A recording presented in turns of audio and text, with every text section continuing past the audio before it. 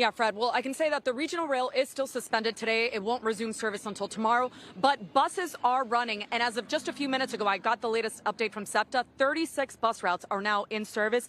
And you can see here, we're at 15th and JFK, and there's several buses that stop at this station. You can see some of them are expected within a minute, others 25 minutes. And we've seen a flurry of people just coming here, picking up the bus. And it's a little bit of back to normal service for some folks. And with the crackle notification, another bus went on SEPTA's board as being back in service. This is how we're tracking the buses coming back online. As you can see, so many have already come back. Marianne Tierney heads SEPTA's control center, and today it's emergency command center. As a bus line is cleared for operation, it goes on the board with a time and a note whether it's detoured. Sometimes low tech is the best solution, especially for a rapidly changing situation.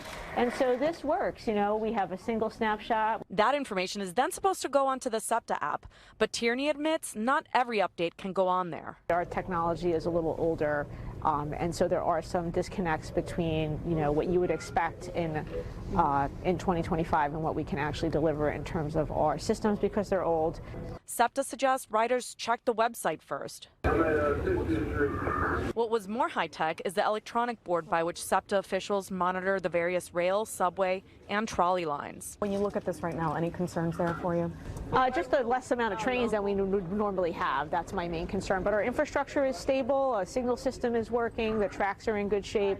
We've been heating the rail, the third rail. She said crews have been out since early this morning inspecting the rail and trolley lines for ice and bus routes for snow.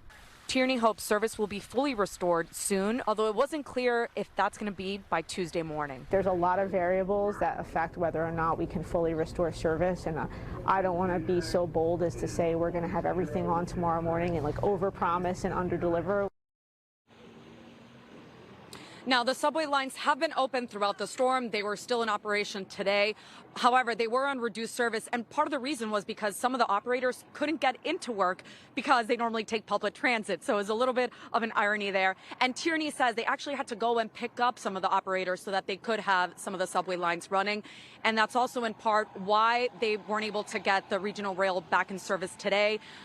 So hopefully, you know, things are a little bit more back to normal tomorrow. In Center City, Claudia Vargas, NBC 10 News.